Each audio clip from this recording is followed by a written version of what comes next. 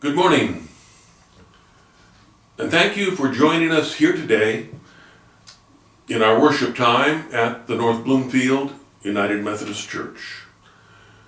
My friends, last week we took a look at some very memorable words from the Old Testament prophet Amos. And today we take a look at some memorable words once spoken by the prophet Micah. We read today from the book of Micah, from chapter 6, verse 8. And shall we listen to these words of the great prophet Micah? He has showed you, O man, what is good. And what does the Lord require of you? But to do justice, and to love kindness, and to walk humbly with your God. These words of the prophet Micah as he spoke in chapter 6. My friends, we begin today with a story, a true story, told by a man by the name of James Pedersen. Jimmy says that a third grade teacher who taught him how to tie his shoes is his life's hero. Jimmy was born missing a hand, and classmates, they teased him unmercifully. Some cried because they were scared of his prosthesis. But Jimmy, he mostly hated the fact that other kids didn't want him on their team. Even if he managed to snag a baseball, those shoelaces, they would come all untied, and he'd get all tangled up in his feet. But the one-handed kid, he loved baseball. He loved it so much that he threw away that clunky prosthesis, and he played catch with his dad for hours and hours and hours and hours. He perfected the art of fielding the ball, shoving the glove between his arms and torso, and grabbing the ball with his left hand and throwing it back to his father. And eventually the one-hander from Flint, Michigan, fielded as well as any other boy. But it was impossible for Jimmy to tie his shoes. So his mom fixed them every morning. But she wasn't there then during the day when they often needed to be retied.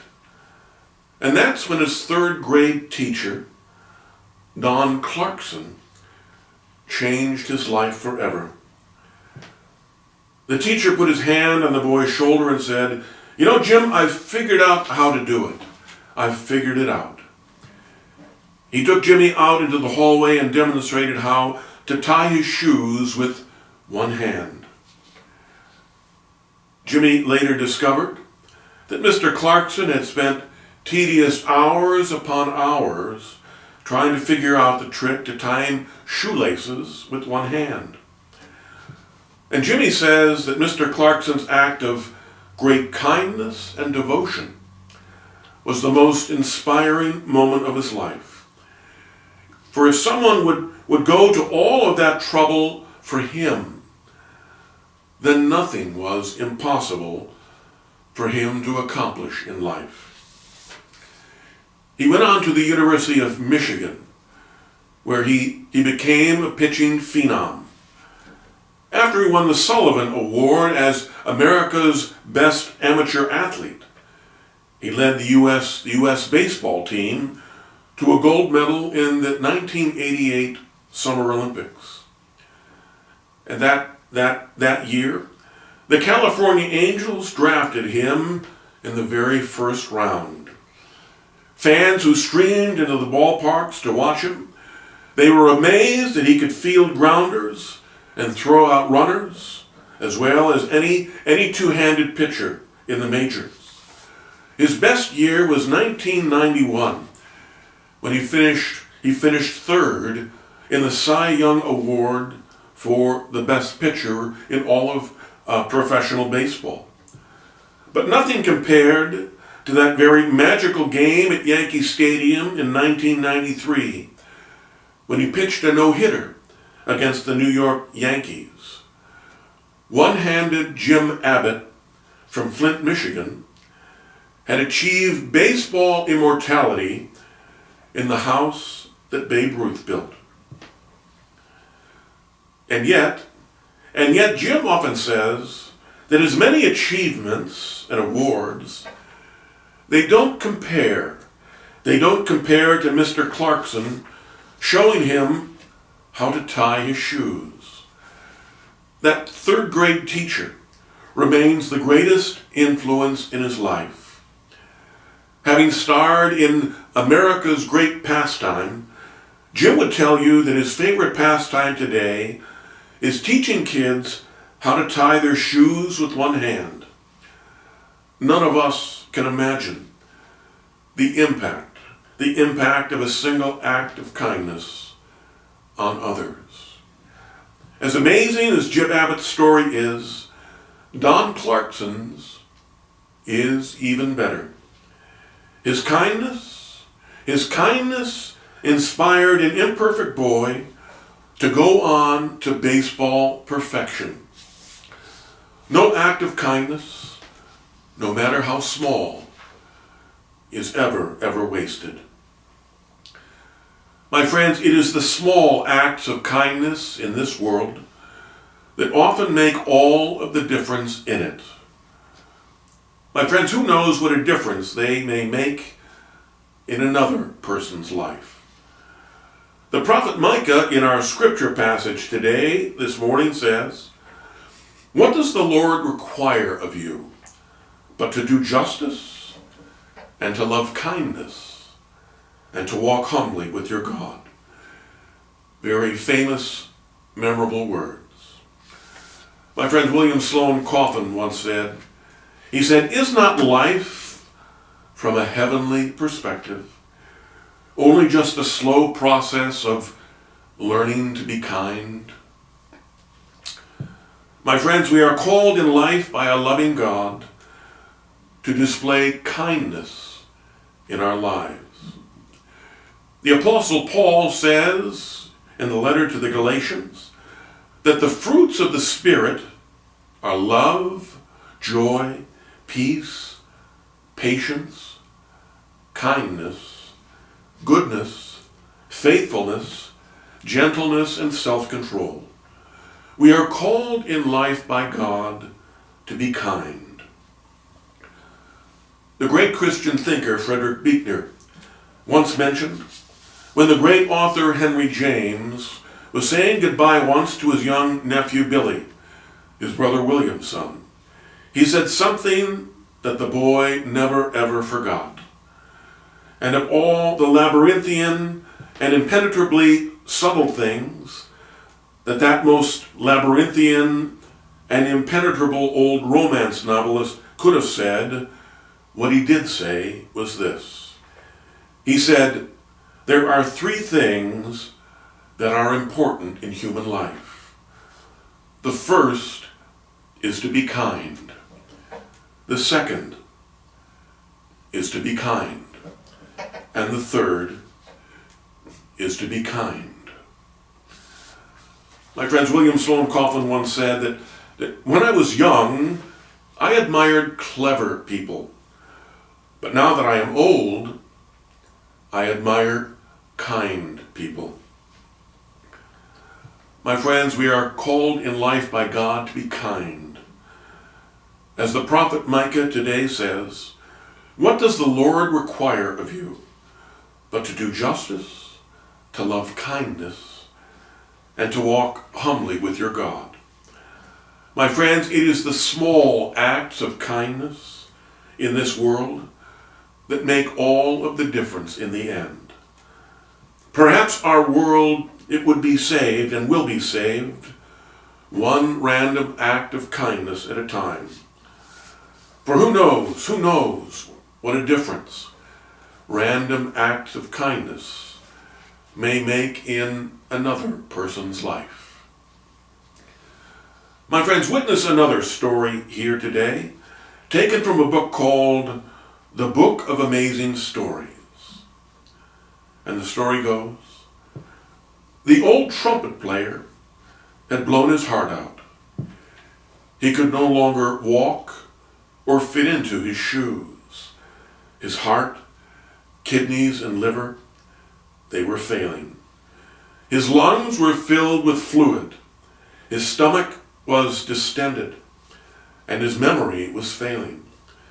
As he languished in his hospital bed, the Star of David necklace that he hung around his neck mystified doctors and nurses. Why was this African-American man wearing a symbol of Judaism? And why did he insist on spending his last days in a Jewish hospital? Dr. Gary Zucker, his attending physician at New York City's Beth Israel Hospital, noticed an eerie transformation taking place.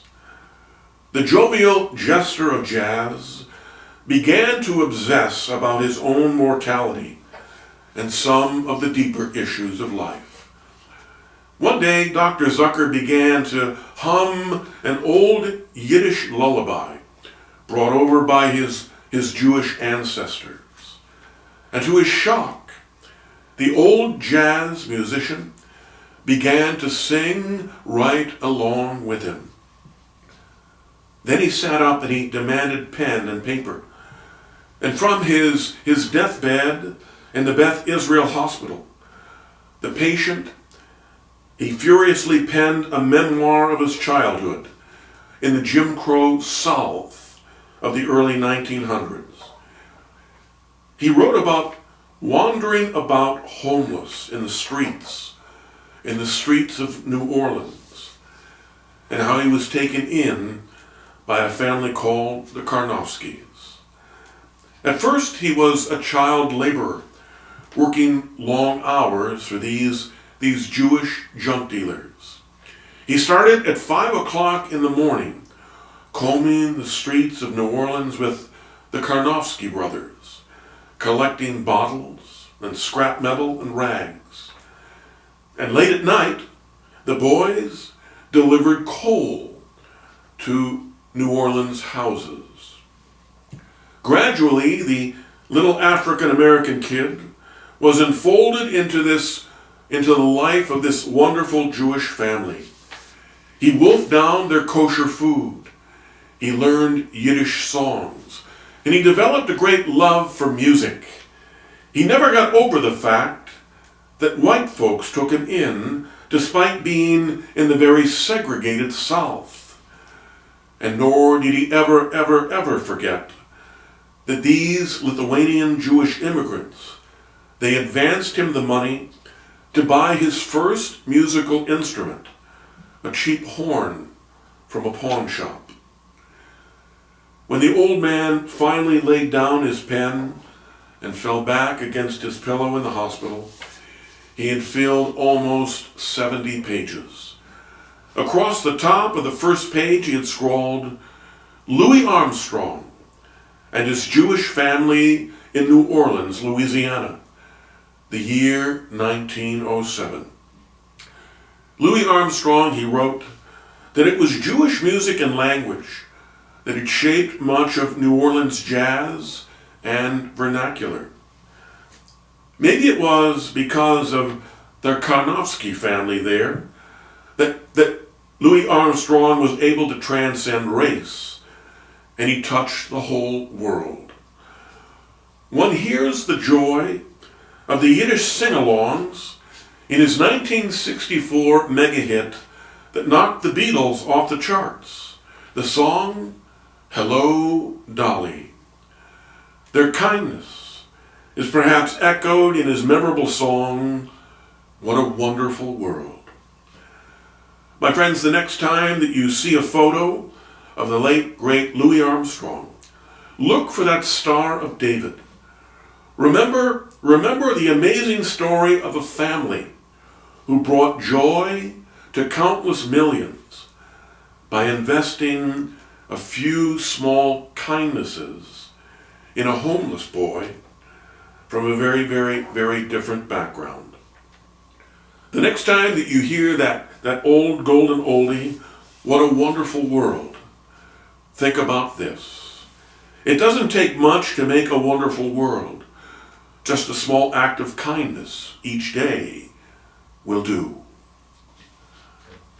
My friends, often it is the very small acts of kindness in life that make all of the difference. As our two stories that we've told today, they show.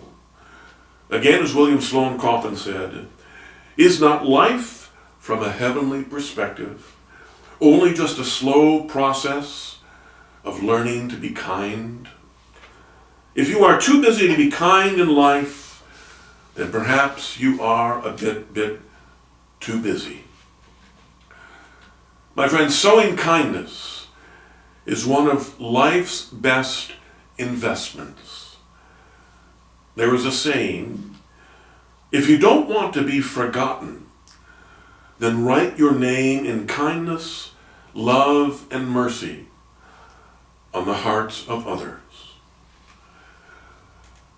As the prophet Micah today says, "What does the Lord require of you but to do justice, to love kindness, and to walk humbly with your God?" My friends, perhaps our world will be saved one random act of kindness at a time. And if so, my friends, then let us ever strive to be a part of all of that. My friends, God grant that might be so for us. Amen. My friends, thank you for joining us today as we talked about some very, very memorable words once spoken by the Old Testament prophet Micah. My friends, I would like to thank all those who have continued to send their tithes and their offerings very, very faithfully to the life of the church during these very, very difficult times around the coronavirus pandemic. And if you would like to make an offering to the church, you are asked to make your check out to the church and to send them to the North Bloomfield United Methodist Church at Post Office Box 68. Or to send them to our financial secretary, Darlene Fenton, who lives at 9166 Plank Road, so that we might be able to continue our ministry at the church now and on into the future. My friends, thank you for being with us here today, and I hope that you will join with us again next week. My friends, thank you. Thank you for being with us here this morning.